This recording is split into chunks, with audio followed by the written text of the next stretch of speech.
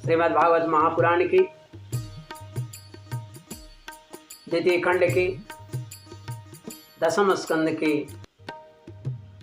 अथ 7वां अध्याय 7वां अध्याय शकट भंजन और तृणावर्त उद्धार की कथा हिंदी में खा के रूप में आरंभ होता है। काका शेष बात त्रुटियों के लिए क्षमा करेंगे। बालक समझ करके उनके बातों पर विश्वास नहीं किया और ठीक ही है, वे गोप उस बालक के अनंत बल को जानते नहीं थे कि वह बालक कोई साधारण बालक नहीं है, लेकिन बालकों की बात मजाक समझ करके उन्होंने टाल दिया। यशोदा जी ने समझा यह किसी ग्रह आदि का उत्पात है। उन्होंने अपने रोते हुए लाडले लाल को गोद में लेकर ब्राह्मणों से वेद मंत्रों के द्वारा शांति पाठ करवाया और फिर वे उसे स्तन पिलाने लगे। भगवान श्री कृष्ण 3 माह के हो गए हैं। उनकी अद्भुत लीला देख करके गोपियां स्वयं मैया यशोदा मंत्र मुग्ध रहा करती हैं। स्नेह से जो तर गोपियां हैं, कभी वो आंख उठाकर देखते हैं उसकी तरफ, कभी मुस्कुराते हैं, कभी दोनों भुजाएं उठाकर जैसे ऐसा प्रयास कर रहे हैं जैसे कोई मुझे गोद उठा ले। इस तरह से दोनों भुजाएं बार बार हिलाते हैं। बड़े मधुर स्वर से थोड़े देर पर किलकारियां मारते हैं। बोले कृष्णचंद्र भगवान की जय। कोयल की तरह कूजते हैं, गोद में आने के लिए ललकते हैं। किसी वस्तु को पाकर उनसे खेलने लगते हैं। कभी अंगुलियों को धर कर खेल रहे हैं, न मिलने से क्रंदन करने लगते हैं। कभी कभी दूध पीकर। भगवान कैसी अद्भुत लीला होगी। कभी कभी दूध पीकर सो जाते हैं, फिर जागकर आनंदित भी करते हैं। कैसा अनुभव दृश्य होगा उस समय का।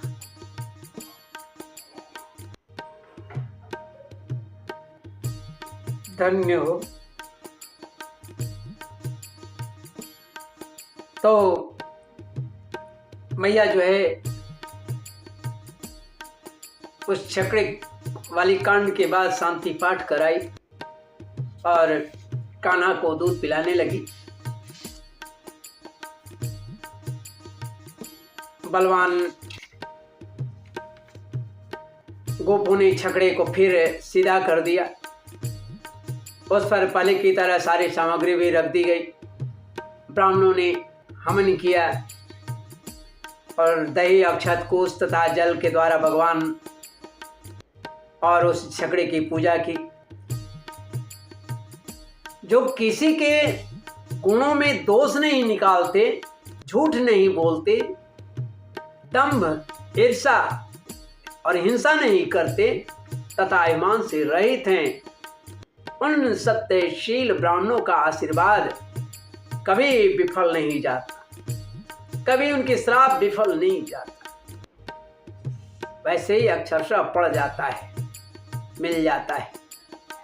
यह सोचकर नंद बाबा ने बालक को गोद में उठा लिया और ब्राह्मणों से शाम, रेक और यजुर्वेद के मंत्रों द्वारा संस्कृत एवं पवित्र औषधियों से युक्त जल से अभिषेक कराया। वाचयित्वा स्वस्तेन नंद गोप समाहित होत्वा चाग्निं द्विजातेभ्यः प्रादातन्नं गुणम्। उन्होंने बड़ी एकाग्रता से शांत मन से स्वस्तेन पाठ और हवन कराकर ब्राह्मणों को अति उत्तम अन्न का भोजन कराया। इसके बाद नंद बाबा ने अपने पुत्र की उन्नति और अभिवृद्धि की कामना से ब्राह्मणों को सर्वगुण संपन्न बहुत सी गायें, वे गायें वस्त्र, पुष्पमाला और सोने के हारों से सजी हुई थीं। ब्राह्मणों ने उन्हें आशीर्वाद दिया। यह बात स्पष्ट है कि जो वेदवेत्ता और सदाचारी ब्राह्मण होते हैं उनका आशीर्वाद कभी निष्फल नहीं जाता। भागवत भी कहते हैं और भी वेद कहते हैं। ये रटे रटाए बात नहीं है। हाँ, बशर्ते कि वेदवेत्ता हो, सदाचारी ब्राह्मण हो, छल दंभ देश पाखंड अभिमान से दूर हो, उसके श्राप विफल नहीं जाते, उसके आशीर्वाद विफल नहीं जाते। एकदा रोहमारूढ़ं लालयन्ते सुतं सती गरिमाणं शिशोर्वोढुं न से गिरिकूटवत्। एक दिन की बात है कि सती यशोदा जी अपने प्यारे लल्ला को गोद में लेकर दुलार रही थी। सहसा श्री कृष्ण चट्टान के समान भारी बन गए, उनमें गरुता आने लगी। वे उनका भार न सह सकी। उन्होंने भार से पीड़ित होकर श्री कृष्ण को पृथ्वी पर बैठा दिया। इस नई घटना से वे अत्यंत चकित हो गई। वे चकित हो रही थी। इसके बाद उन्होंने भगवान पुरुषोत्तम का स्मरण किया और घर के काम में लग गई। उस समय तृणावर्त नाम का एक दैत्य था। वह कंस का भेजा हुआ निजी सेवक था। कंस की प्रेरणा से ही वह बवंडर के रूप में वह गोकुल में आया और बैठे हुए बालक श्री कृष्ण को उड़ाकर आकाश में लेके चला गया। उसने ब्रजराज से सारे गोकुल को ढक दिया और लोगों की देखने की शक्ति भी हर ले चुकी। आंखों इतनी ताकत नहीं रह गई थी कि उस बड़वा को देख सके, बवंडर को देख सके, चूंकि सभी की आंखों में धूल आदि भर गए। अत्यंत भयंकर शब्द से 10 दिशाएं कांप उठी। सारा ब्रज 2 घड़ी तक रज और तम से ढका रहा, अंधकार से ढका रहा। यशोदा जी ने अपने पुत्र को वो जहां बैठा दिया था वहां जाकर देखा तो श्री कृष्ण वहां नहीं है। बोलिए श्री कृष्ण चंद्र भगवान की जय। नापश्यत कश्चनात्मानं परं चापि विमोहित तृणावर्तने सृष्टावि सरकराविरूप द्रुत। उसी समय तृणावर्त ने बवंडर रूप से इतनी बालू उड़ा रखी थी कि सारे लोग अत्यंत व्याकुल हो गए। सारे लोग अत्यंत व्याकुल, उद्विग्न और बेसुध हो गए थे। उन्हें अपना पराया कुछ भी नहीं सूझ रहा था। उस जोर की आंधी और धूल की वर्षा में अपने पुत्र का पता न पाकर यशोदा को बड़ा दुख हुआ, बड़ा शोक हुआ। वह रोने लगी। वे अपने पुत्र की याद करके बहुत ही दीन हो गई, व्याकुल हो गई और बछड़े के मर जाने पर गाय की जो दशा हो जाती है वही दशा उनकी हो गई। वे पृथ्वी पर गिर पड़ी। बवंडर के शांत होने पर जब धूल की वर्षा का वेग कम हो गया तब यशोदा जी के रोने का शब्द सुनकर दूसरी गोपियां वहां दौड़ी आईं। ये नंदन श्याम सुंदर श्री कृष्ण को न देखकर उनके हृदय में भी बड़ा संताप हुआ, बड़ा दुख हुआ। आंखों से आंसू की धारा बहने लगी। कहाँ जा छुपे हो मेरे कन्हैया, कन्हैया कहाँ जा छुपे हो मेरे कन्हैया, यहाँ मेरी सांस अटकी जा रही है, कहाँ जा छुपे हो। गोपियां माता यशोदा संताप से दुखी हैं, बड़ा संताप उठा है, आंखों से आंसू की धारा बह चली, वे फूट फूट कर रोने लगे। इधर तृणावर्त बवंडर रूप से जब भगवान श्री कृष्ण को आकाश में उठाकर ले गया, तब उनके भारी बोझ को संभाल सकने के कारण, उनकी भारी बोझ को न संभाल सकने के कारण उसका वेग शांत हो गया, वह अधिक चल न सका। तृणावर्त अपने से भी भारी होने के कारण श्री कृष्ण को नीलगिरी की चट्टान समझने लगा।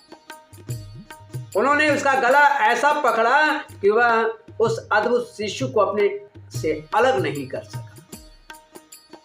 भगवान ने इतने जोर से उसका गला पकड़ रखा था कि वह असुर निश्चेष्ट हो गया, उसकी आंखें बाहर निकल गई, बोलती बंद हो गई, प्राण पखेरु उड़ गए और बालक श्री कृष्ण के साथ वह ब्रज में गिर पड़ा। कहा जाता है कि पांडु देश में सहस्राक्ष नाम के एक राजा थे। वे नर्मदा तट पर अपनी रानियों के साथ विहार कर रहे थे। उस समय उधर से दुर्वासा ऋषि निकले, परंतु उन्होंने, वह राजा जो हैं, उनको प्रणाम नहीं किया। दुर्वासा ऋषि ने तुरंत श्राप दे दिया, तू राक्षस हो जा। जब वह उनके चरणों पर गिरकर गिड़गिड़ाया, तब दुर्वासा जी ने कहा कि भगवान श्री कृष्ण के श्री विग्रह का स्पर्श होते ही तुम्हारी उद्धार हो जाएगा, तुम मुक्त हो जाएगा। वही राजा बाद में तृणावर्त हो करके उत्पन्न हुआ, प्रकट हुआ और श्री कृष्ण का संस्पर्श प्राप्त करके वह मुक्त हो गया। वही तृणावर्त था। भगवान श्री कृष्ण के साथ वह ब्रज में गिरा। भगवान श्री कृष्ण उसके वक्ष स्थल पर लटक रहे थे। यह देखकर गोपियां बड़ी विस्मित हुई। उन्होंने झटपट वहां जाकर श्री कृष्ण को गोद में ले लिया और लाकर उन्हें माता को दे दिया। बालक मृत्यु के मुख से सकुशल लौट आया। यद्यपि उसे राक्षस आकाश में उठा ले गया था, फिर भी वह बच गया। इस प्रकार बालक श्री कृष्ण को फिर पाकर के यशोदा मैया को तो कहने क्या था, यशोदा आदि गोपियां तथा नंद आदि गोपों को अत्यंत आनंद हुआ। बोलिए श्री कृष्ण चंद्र भगवान की जय, बाल गोपाल की जय, श्री कृष्ण चंद्र भगवान की जय, बाल गोपाल की जय। वे कहने लगे, वे कहते हैं, अहो बतात्यद्भुत में रक्षसा वालो निवृत्तिम गमितोऽभ्यगात् पुनः हिंस्त्र स्वपापेन विहिंसित खल साधो समत्वेन भयाद् विमुच्यते। वे कहने लगे, ओ यह तो बड़े आश्चर्य की बात है, देखो तो सही, यह कितनी अद्भुत घटना घट गई। यह बालक राक्षस के द्वारा मृत्यु के मुख में डाल दिया गया था, परंतु फिर भी जीता जागता आ गया और उस हिंसक दुष्ट को उसके पाप ने ही उसे खा गया, उसके पाप ने ही उसे खा गया। सच है, साधु पुरुष अपनी समता से ही संपूर्ण भयों से बच जाता है। हमने ऐसा कौन सा तप, भगवान की पूजा, प्याव, पौसला, कुआं, बावली, बाग बगीचे आदि, पूर्त, यज्ञ, दान अथवा जीवों की भलाई की थी, जिसके फल से हमारा बालक मरकर भी अपने स्वजनों को सुखी करने के लिए फिर लौट आया। अवश्य यह बड़े सौभाग्य की बात है। जब नंद बाबा ने देखा कि महावन में बहुत सी अद्भुत घटनाएं घटित हो रही हैं, तब वह आश्चर्यचकित होकर उन्होंने वसुदेव जी की बात का बार बार समर्थन किया। ठीक ही वसुदेव जी कहते थे, ठीक ही कहे थे। एक दिन की बात है, यशोदा जी अपने प्यारे शिशु को अपने गोद में लेकर के बड़े प्रेम से अपना स्तनपान करा रही थी। वे वात्सल्य स्नेह से इस प्रकार सराबोर थी कि उन्हें अपना होश भी नहीं था। उनके स्तनों से अपने आप ही दूध जो है झरता जा रहा था। जब वे प्रायः दूध पी चुके और माता यशोदा उनके रुचिर मुस्कान से युक्त मुख से चूम रही थी, उसी समय भगवान श्री कृष्ण को जमाई आ गई और माता ने उनके मुख में यह देखा। क्या देखा?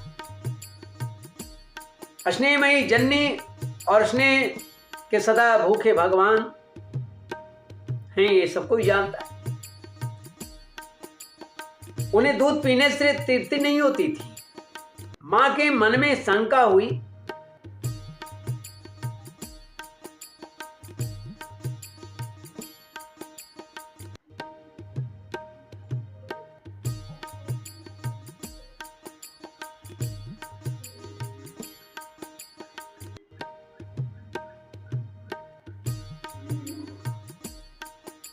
तो माता ने उनके मुख में देखा।